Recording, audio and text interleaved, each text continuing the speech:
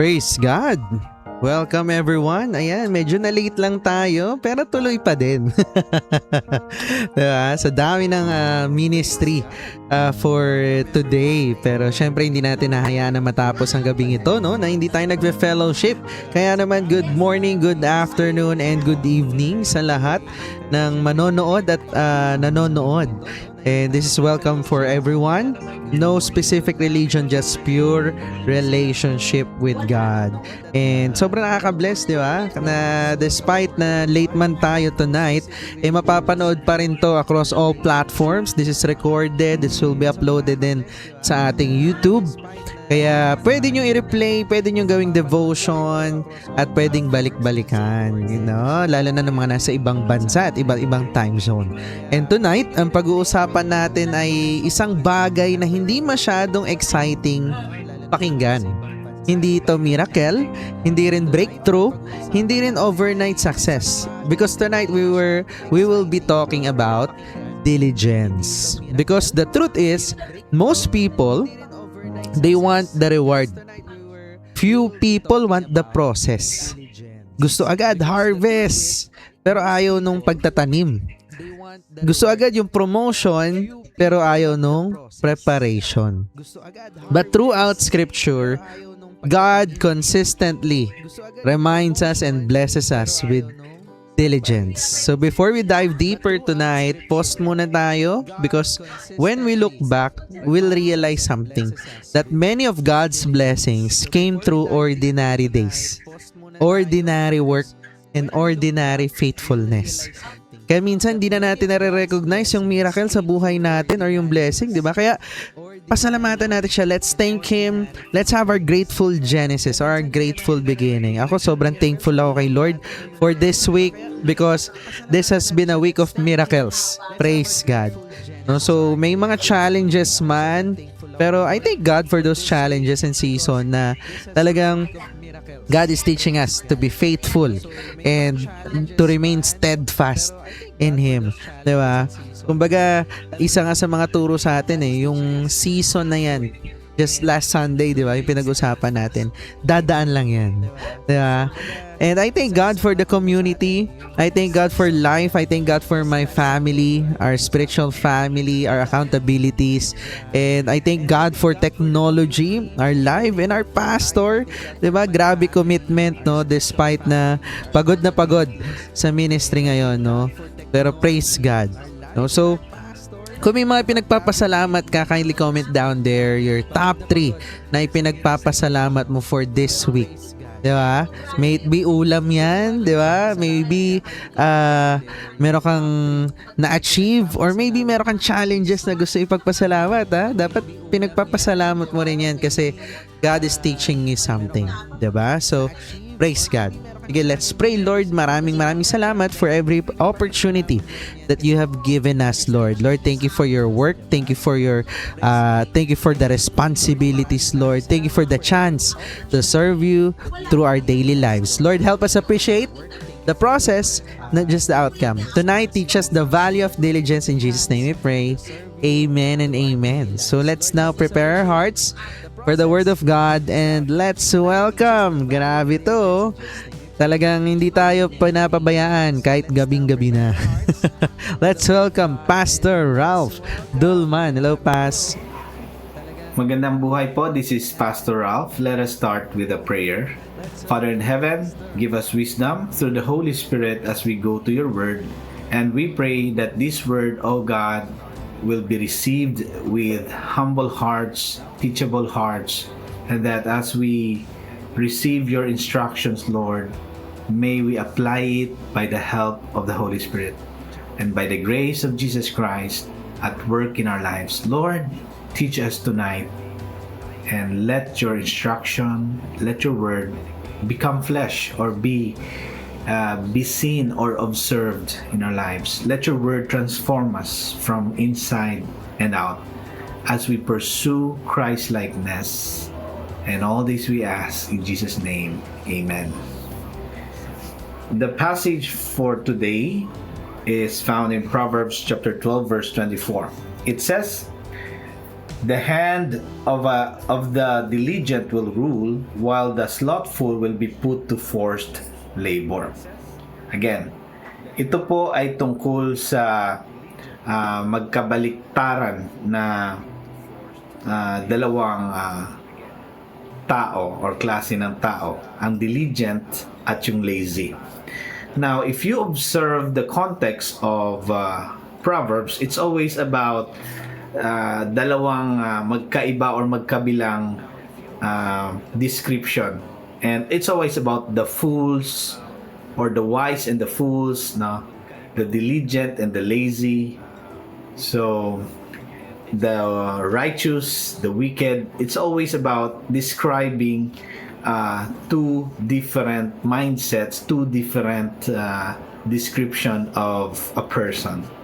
So, remember, ang context ng Proverbs, katulad ng ibang poetry na books like Psalms, Song of Songs, Job, at yung isa, Ecclesiastes, including this proverb, ang poetry na kind of books, they always use words to paint a picture. Yun yung context. They always use words to paint a picture, to reveal an image para mas maintindihan pa ng reader. So yun ang konteksto ng Proverbs. And dito naman sa binabasa natin, ang immediate context is klarong-klaro. Okay? Diligent man, diligent person, and a lazy or slothful person. So what can we learn from here?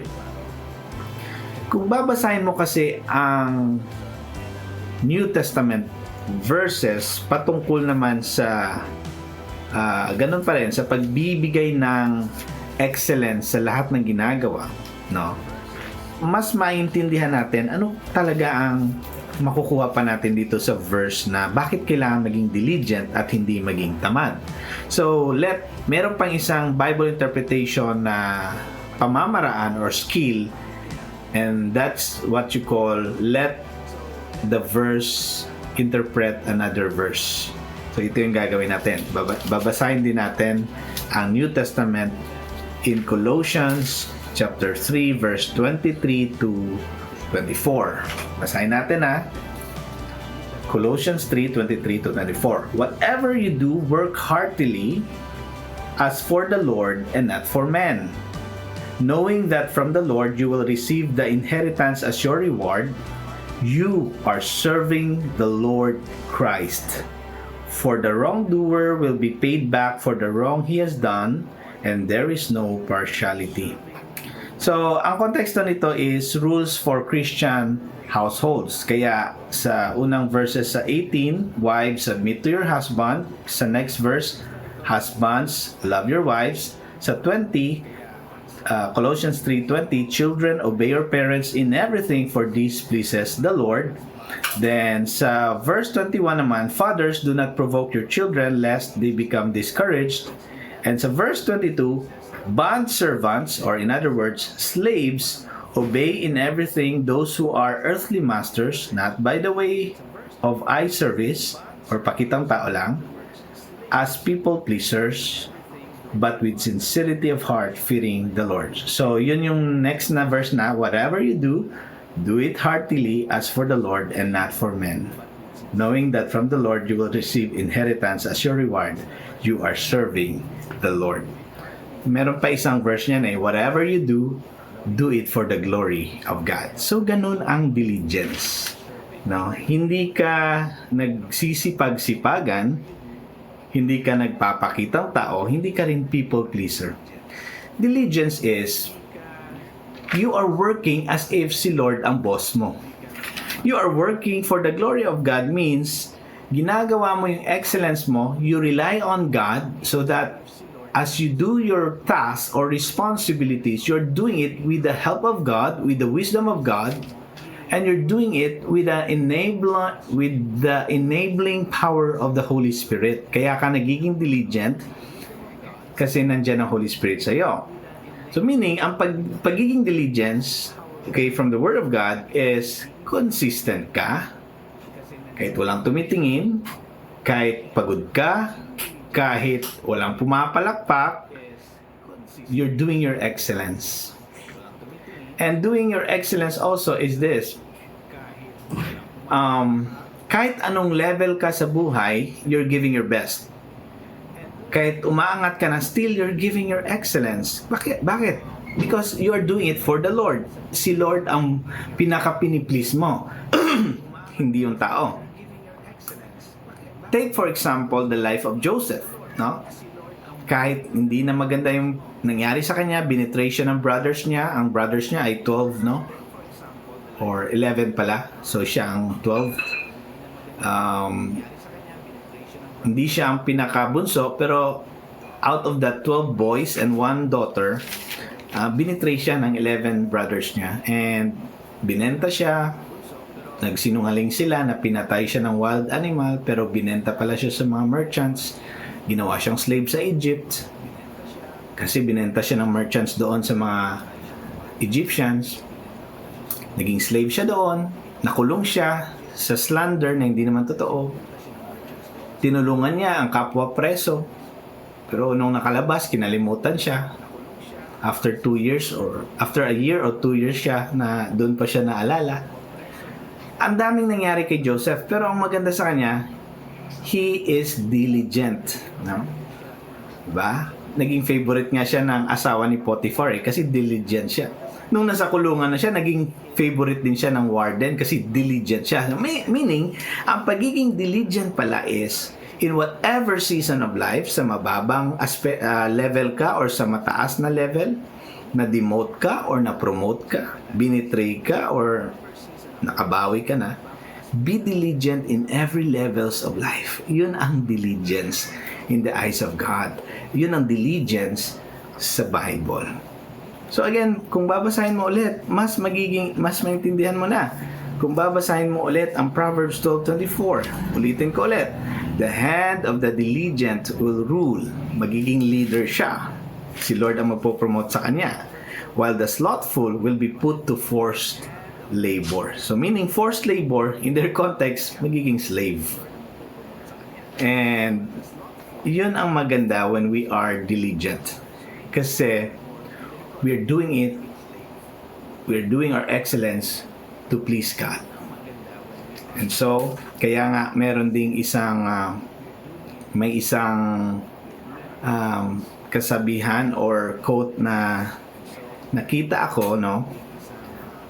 Pag ang tao pala, kino-consider niya ang work niya, ang responsibility niya na offering niya sa Panginoon, doon mas magiging diligent siya. Okay? So, again, ang quote na yon, i-paraphrase ko, when a person understand that his responsibility, whether at home, sa office, sa business, sa church ministries, ang kanyang responsibility ay hindi lang siya task, basta. Hindi siya task, but offering to God. Pag yun ang attitude niya, magiging diligent talaga siya, magiging consistent siya. So again, you want to be a leader, then be diligent. Rely on God for strength.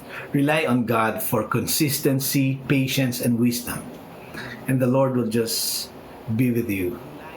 Because if you can be trusted with little things, according to another verse of the Bible, if you can be trusted by little things, you'll be entrusted with bigger things. And I can say little things are the things we do here on earth. And when we will be with God in eternity, we will be entrusted with bigger responsibilities. Anong mga responsibilities ang meron doon? Judging over angels. Grabe, no? Magiging kasama mo si Jesus judging angels. Siguro yung mga evil na angels. You will rule cities. You will be, we don't know, maybe you will be assigned of functions na beyond your imagination. So again, be diligent. And only through the help of the Holy Spirit that we will be diligent in every responsibility given to us, in every season of life, whether nandito tayo sa mababa or nandun tayo sa taas. Be diligent.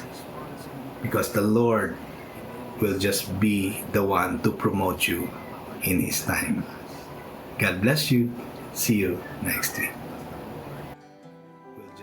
Galing. Praise God. Diligence.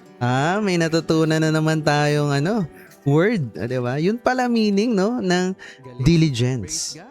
Ang galing kasi dito sa mundo natin, often ang sineselebrate kasi talent, di ba? Skills. Kapag magaling ka, kapag marunong ka, mahusay ka. But God often honors faithfulness, diligence. Galing, no? Doon pa lang sa unang verse. Diligent hands will rule, but laziness ends in forced labor. And Colossians, niremind din sa atin, no?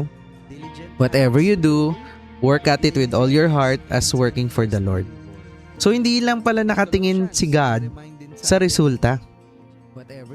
Ang tinitingnan niya yung diligence. Diba? Yung faithfulness. Ang galing, no? Kanina nga, nung nagda-notes ako, yung diligence talaga, it produces influence. Kasi nakalagay doon, di ba? Diligent hands will rule. Parang sa leadership, di ba? Leadership, it often follows consistent effort. Kasi many people, they pray for influence. Lalo na sa mundo natin ngayon, di ba? Na sabi nga, tapos na daw yung panahon ng mga puro artista. Kasi kahit sino pwede na maging artista, di ba? By the use of social media. Di ba? So, ang dami ngayon gusto maging sikat, maging vlogger, maging content creator. Many people pray for influence. But influence is usually earned through consistency. People trust those who consistently show up. Not occasionally and not emotionally. Consistently. Diba parang sa business yung mga client, they trust reliability. Diba? Kung maganda ba yan, kamusta after sales niyan, effective ba yan, magre-repeat purchase yan. Diba? The team, especially when you're handling a group, they trust consistency din as well. Opportunities often come to those who remain faithful long enough. Huwag kang bibitaw. Tuloy-tuloy ka lang. Di ba laging ganon? So, are we just praying for results while neglecting consistency? Di ba yun yung yun yung question na nag-pop up sa akin. Na oo nga no, are we just praying for results while we are neglecting consistency? Because faithfulness today will create the influence tomorrow. Diba? And, ang galing, no? Laziness always has a cost. Grabe, no? Nakalagay doon sa verse. Laziness ends in forced labor. So, tinuturo na sa atin ng Bible. Scripture teaches that laziness is never harmless. Grabe. Alam mo yung kasabihan na talagang you plan for everything. You plan for, dapat may plano ka, lalo na if you have a goal. Because if you fail to plan, then you plan to fail. So most people don't plan to fail, they simply delay. 'Di ba? Parang manyana habit yan they delay the effort. Mamaya na nga, they delay the discipline. Bukas na nga lang ulit, day one, di ba? Or, eto pinakamalupit, they delay the obedience. And eventually, yan na. Makikita mo na yung bunga. Di ba? May presyo yan yung katamaran. Di ba? Sa business, naku grabe. Small, neglected habits. It become big problems. What you ignore today may control you tomorrow. So, ano ba yung importanteng responsibilidad na dinedelay mo hanggang ngayon? Ano yung, alam mo yun, meron kang isang duty or may isa kang dapat ginagawa na lagi mong pinopostpone at dinedelay. So, we can all learn that procrastination often creates unnecessary pain. There will always be a consequence. And ang ganda, ultimately, Ang ganda nung quote di ba? Yung kanina. Ano yung quote? Sabi ni, past, a godly work ethic begins with remembering that your work is not just a task, it's an offering. Di ba? Ang galing, no? Yun daw yung pinaka-meaning ng diligence talaga. As if you are working for the Lord. Di ba? Kasi hindi ka nagpapa-impress eh. Hindi ka nagpapasikat sa boss, hindi ka nagpapasikat sa manager mo, kundi ginagawa mo talaga para kay Lord. Diba? Ginagawa mo yung best mo para kay Lord. Diba? Yun nga yun eh. Whatever you do, work at it with all your heart as working for the Lord. God sees it. Nakikita yan ni Lord. Lalo na yung mga ginagawa mo na walang nakakakita. Trust me, God sees all of it. Sometimes, we only give our best when people are watching. But true character, nare-reveal yan kapag wala nang nakakakita. Because always remember, in business, in whatever you are doing, it applies eh. In every aspect of life, the highest standard is not about impressing people. Hindi tayo ginawa para magpasikat. Dito sa mundong to.